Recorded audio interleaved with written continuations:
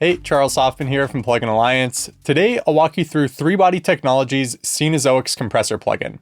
The name's inspired by the Cenozoic era, which marked the extinction of dinosaurs and when mammals started to populate the Earth. It was a big turning point, and the release of the Cenozoix Compressor marks a huge advancement in compression technology. This is the first time antiderivative anti-aliasing, or ADAA, has been used in a compressor plugin. Traditional anti-aliasing methods, which aim to prevent high-frequency distortion, rely on CPU-intensive oversampling. ADAA is a new technology that leverages advanced mathematics to reduce aliasing without the heavy CPU load. While this product has all the advanced bells and whistles you'd expect from a modern compressor plugin, it also provides the sound of 12 classic compressors. Based on the design of the knobs and the names of the algorithms, you can probably figure out which classic compressor each curve algorithm is meant to emulate. There's also different algorithms for various use cases like drums, vocals, and mastering. To demo the Cenozoix compressor, start a free Megaplan trial using the link below. This will give you access to all of Plugin Alliance's products for 30 days. I'll play some audio examples to give you a sense of how this compressor sounds. It's intended to be used as a go-to compressor in any situation, from mixing individual tracks and buses to mastering. With ultra-fast attack and release times, you won't hear any distortion. There's a reason for this that we'll get into, but let's start with some before and after audio examples.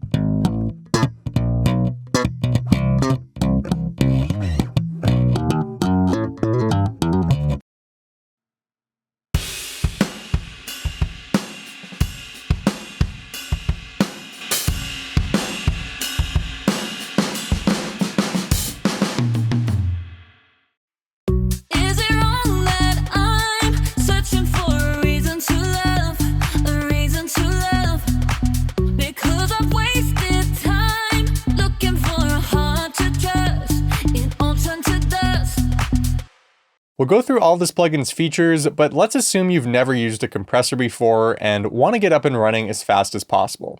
The 4 controls you need to know about include the threshold, ratio, attack, and release. A compressor works by turning down the volume of a signal when it jumps above a certain level. By making loud sounds quieter, it creates a more consistent listening experience.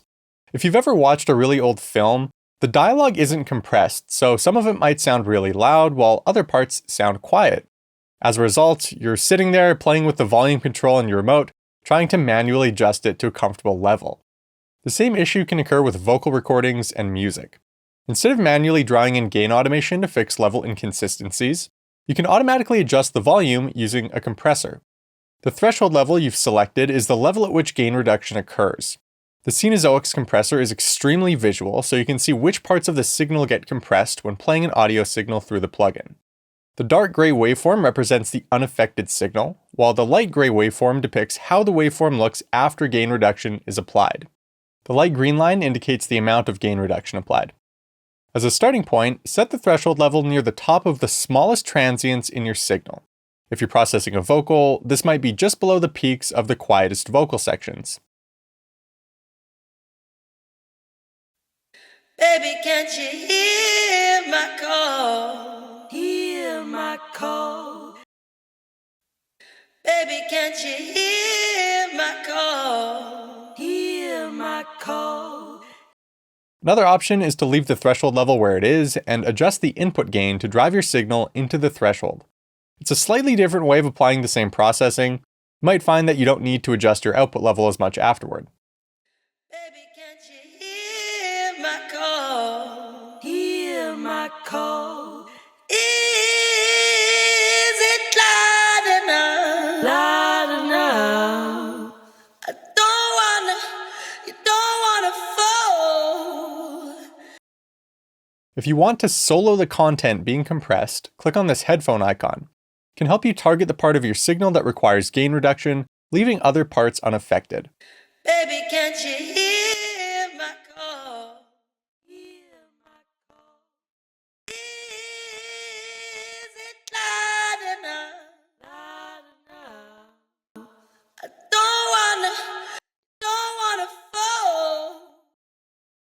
Next, you need to decide how aggressively you want to apply gain reduction. That's what this ratio knob controls.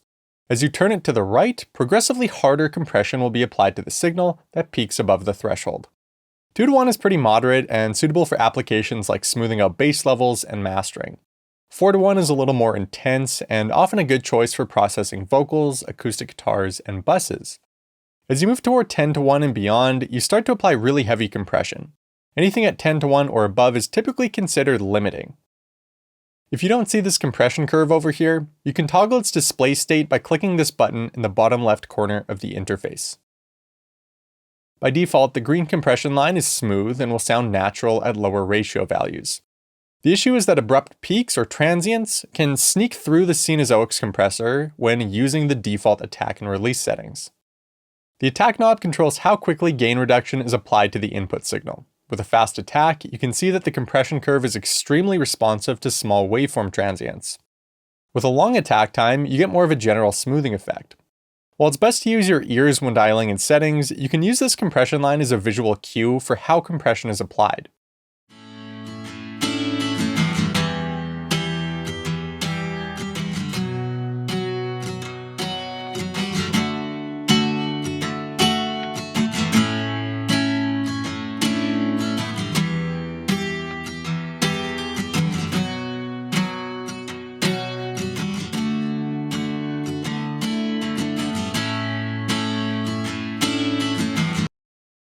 If you're trying to reduce the harsh snap of a snare drum, you probably only want to apply compression to the initial part of that transient.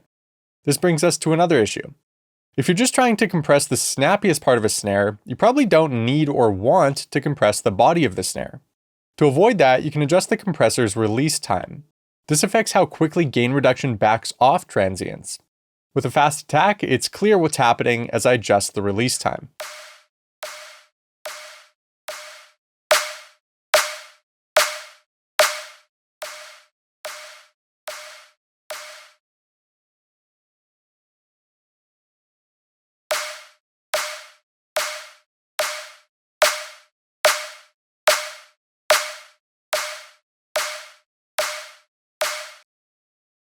There's also an auto-release function that sets the release time automatically based on incoming audio material.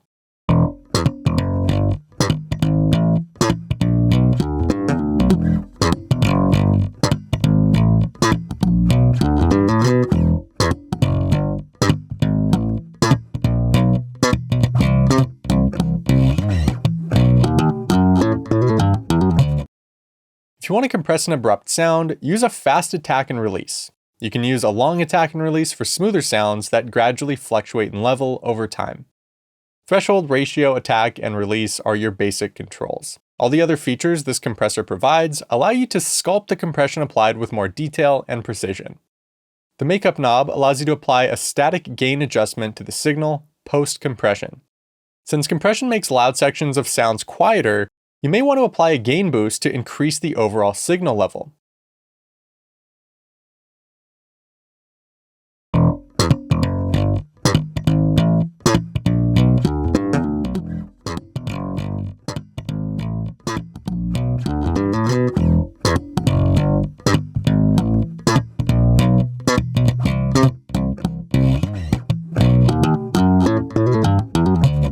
There's also an auto makeup gain feature that automatically applies makeup gain for you. This is useful for quickly conducting level-matched A/B comparisons.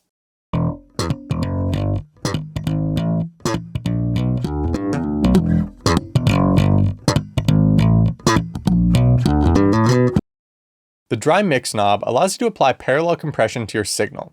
When turned to the left, you'll hear the signal with compression applied. Turning the knob to the right lets you hear your audio without compression applied. In between values will play back a blend of the processed and unprocessed signal.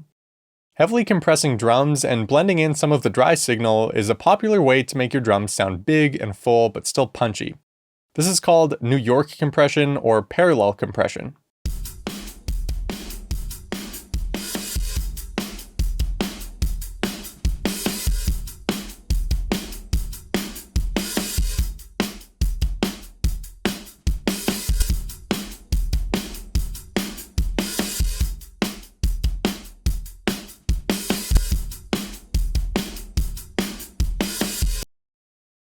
The Cenozoix compressor includes 24 compression curve algorithms. There are 12 algorithms for various different use cases like compressing drums, vocals, buses, and for mastering.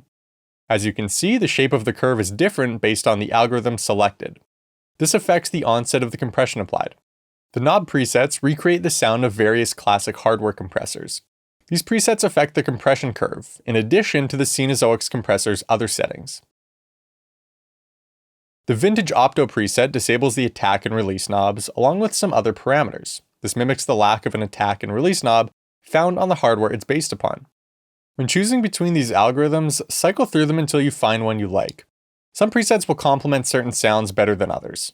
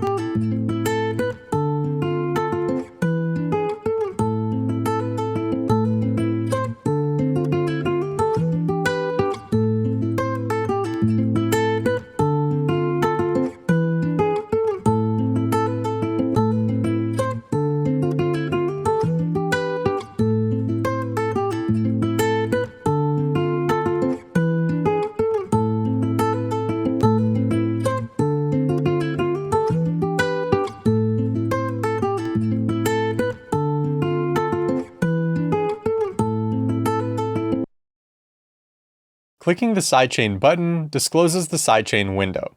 When a signal enters a compressor, it runs through its sidechain circuit. The signal running through the sidechain circuit is the signal that the compressor responds to. In this case, you can filter the signal, which will cause the compressor to respond differently depending on the EQ adjustments you've made. Let me show you what I mean.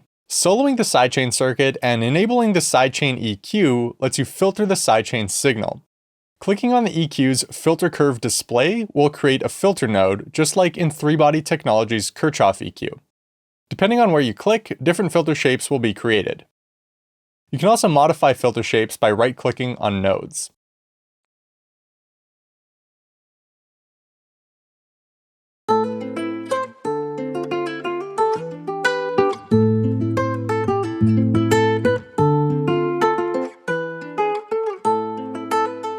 I'm cutting away some low end and some top end, but when I disable solo mode, you'll notice that the signal you're hearing isn't filtered.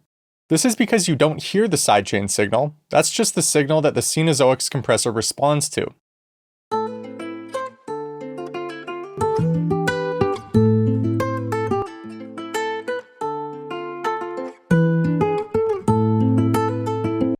What's happening is that it's now ignoring low end and top end transients when applying compression. This is useful when compressing a drum bus containing a complex signal. If the energy of the kick is causing your compressor to pump, just filter out the kick using the sidechain EQ. The mid-range of the snare will still cause the compressor to apply gain reduction.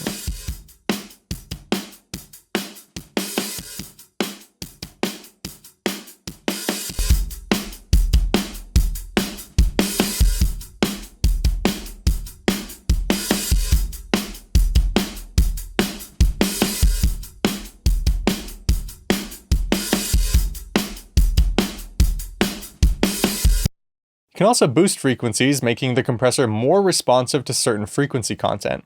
This allows you to use the Cenozoix compressor as a broadband de-esser, responding to sibilants around 5 to 8 kHz. The entire signal will get compressed, but only when sibilant sounds like sh and s run through it. Sometimes these sounds can appear harsh, depending on your microphone, performer, and the space you recorded in. Conversations all night. Conversations all night. Conversations all night. Conversations all night. Running an external signal through the sidechain is also possible rather than using the internal signal. To clear up the difference, the internal signal is the track you've applied the compressor to, while an external signal is a signal from a different track in your session. When you route a track into the plugin's external sidechain input and enable external mode, you'll hear the external signal.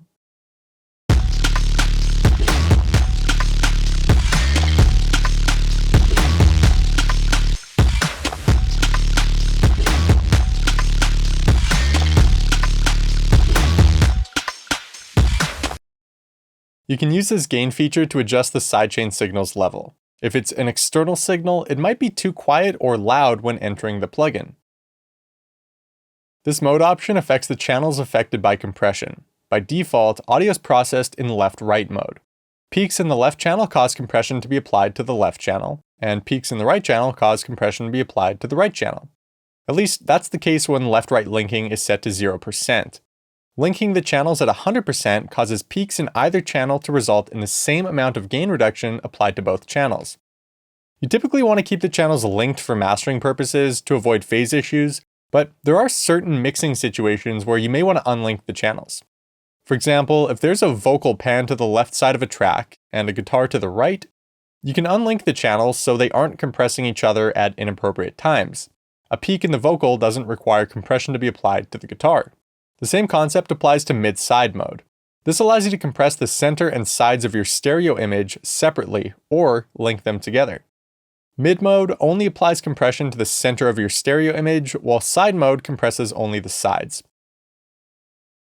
These remaining modes are unique. Mid to side mode detects the mid signal and uses it to apply gain reduction to the sides. Side to mid mode does the opposite. You can apply compression based on peak level, RMS level, or a blend of the two. With peak compression selected, the gain reduction will be responsive and trace the waveform's curvature, assuming you're using a short attack and release. Choosing RMS compression will provide a much smoother and less responsive form of gain reduction.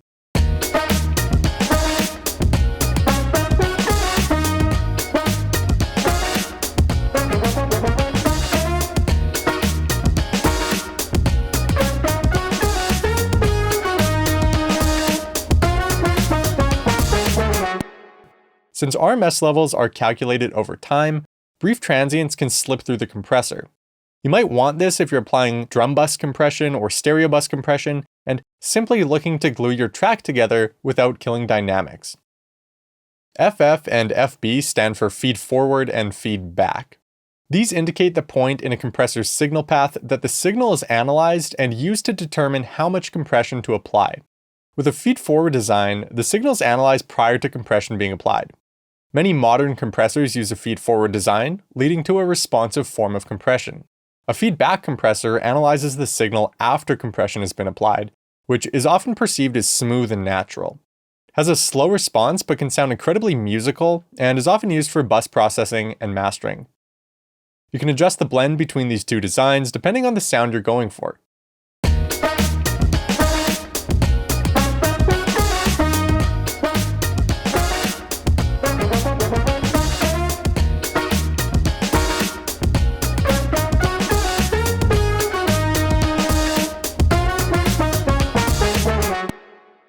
By default, the Cenozoix compressor adds odd-order harmonics to your signal when this odd-even knob is set to 0%. Many compressors add odd-order harmonics, but they can sound harsh and sharp. If you're looking for a warmer sound like an analog tube compressor, you can introduce even-order harmonics. At 100%, you'll only hear even harmonics. Halfway, you'll hear odd and even.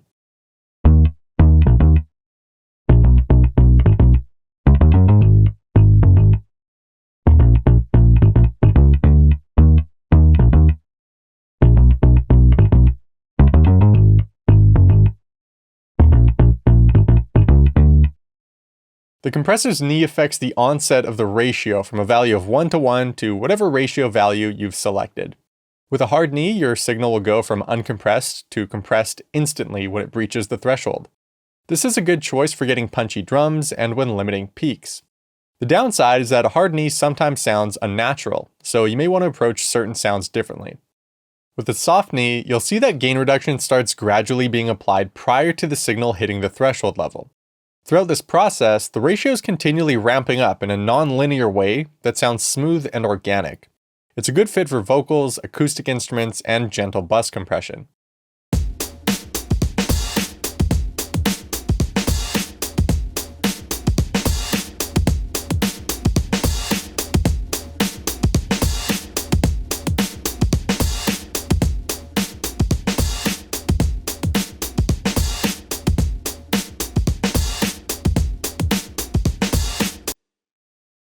The range slider lets you set a maximum gain reduction value.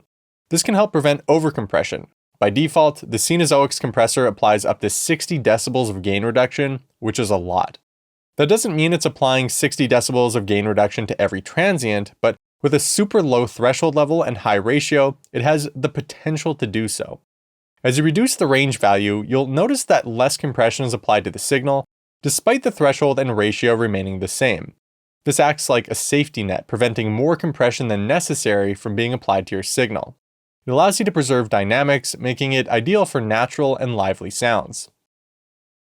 Clamp affects the attack profile of transients. You can sometimes run into an issue where you want to use a long attack time to apply smooth and laid-back compression to a sound, but the signal contains sharp transients that require control. This is common when processing live bass recordings where the initial pluck is quite loud and the body of the sound is steady and consistent. One solution is to use two compressors in serial, one to apply peak compression and the other to apply some gentle tightening over time. Instead of using two compressors and increasing the load on your CPU, you can use the clamp knob. It targets audio that leaks through the compressor when using a long attack time, allowing you to reduce its level. D-click helps you tame super fast transients. A fast attack time can attenuate most sounds just fine, but you'll occasionally run into a situation where the initial part of a transient slips through the compressor and is too loud. There's often clicks in vocals or the very beginning of live snares. D-click targets these issues and helps you massage them into place. Just to be clear, clamp recompresses any sound left uncompressed due to a slow attack time, even if it's not a transient. D-click specifically deals with super fast transients. They each target the signal in a slightly different way. The punch pump slider affects the character of your sound by manipulating the overall attack and release shape. With punch set to 100%, transients will appear beefy and emphasized, which can suit drums nicely. Moving the slider towards pump will result in a rebound effect, where more gain reduction is applied to the signal initially before backing off. You can use this effect creatively to enhance the groove of your tracks.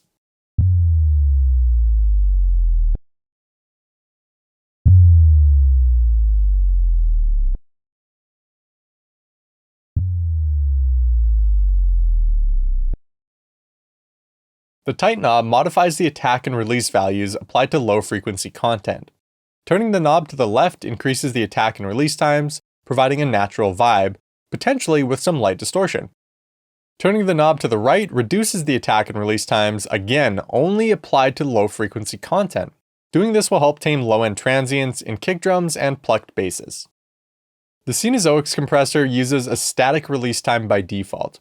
The problem is that small and fast transients typically call for a short release time, while long sustained sounds require a long release time.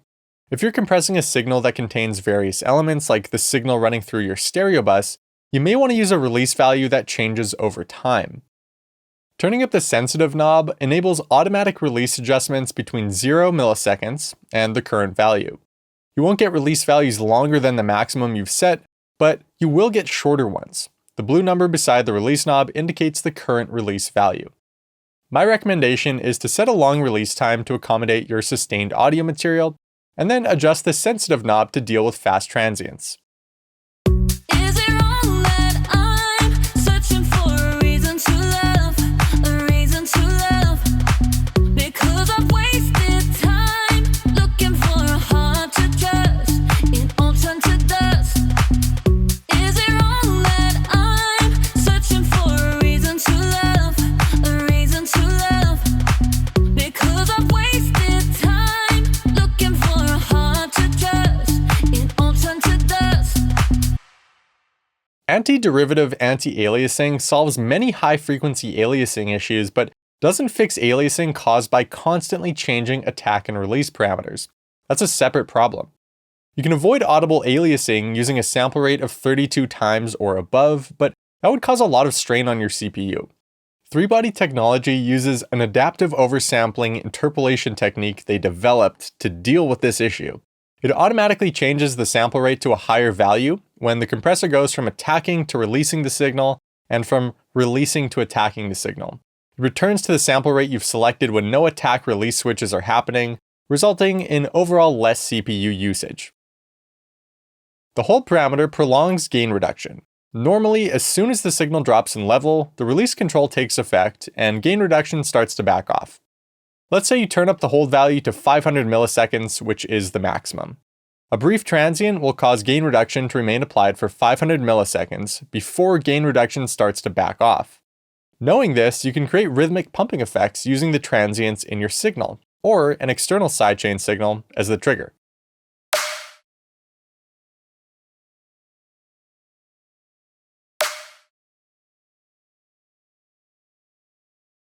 Lookahead controls how much advanced time the Cenozoix compressor uses to anticipate peaks in the audio signal. This feature introduces latency to your session, but can help the compressor work more effectively. If you're using a fast attack time and hear distortion occurring, giving the compressor more time to process the signal can prevent that distortion. Gain reduction will be applied leading up to the peaks of transients, creating a smoother and more transparent transition. It's not always necessary to adjust the lookahead time. You may like some click and distortion applied to your kick drum or snare, so use your discretion here. The display drop-down menu contains settings that affect the scrolling waveform. Scroll speed is affected by the speed parameter. You can also control the resolution of the gain reduction meter by adjusting the max dB and minimum dB values. In most cases, a max value of 5 decibels and a minimum value of negative 36 decibels will give you a detailed view of the gain reduction being applied. The In-Out tab allows you to control input and output levels by turning the center of these knobs. Clicking and dragging on the rim surrounding these knobs adjusts the pan position at an input and output level. There's also a phase invert button that allows you to invert the phase of the signal. The settings window provides plenty of useful features. In the Behavior tab, you can adjust the behavior that occurs when you double-click on knobs, choosing between resetting the parameter to its default value or inputting a custom value. There's also options to adjust modifier keys. The EQ settings affect the sidechain EQ. Many of these options affect the default filter shape selected when you click within a certain frequency range. In the GUI tab, you can adjust the smoothness of the waveform and the width of the histogram. The Themes tab provides plenty of control over how the plugin looks. For example, if you want to change the threshold level meter from blue to purple, you can easily do that. These color pickers also support hex code. Once you've customized the GUI to your liking, you can save your settings as a theme preset. There's a Fullscreen Mode, which is convenient if you're working with multiple monitors. You can blow up the GUI, get a great look at the waveform, and make detailed adjustments. It's also possible to save and load user presets by clicking the floppy disk icon. You can save your current preset as the default preset. Now, each time you load a new instance of the plugin, these are the settings you'll see. If you want to change an existing preset, you can make adjustments and override the selected preset. Up top, there's an undo button and a redo button. There's also an A/B button that allows you to experiment with one set of plugin settings and then toggle to a different view where you can try different settings. Clicking copy will clone the existing view settings to the non-active view. You may want to do this if you're happy with your current settings but feel like experimenting without losing your work. There's also a built-in bypass switch. To demo 3Body Technologies' Cenozoix Compressor, start a Megaplan trial using the link below. This will give you access to all of Plugin Alliance's products for 30 days. If this video helped you out, give it a like and subscribe to the Plugin Alliance YouTube channel for more walkthroughs like this. Thanks for watching, and I'll see you next time.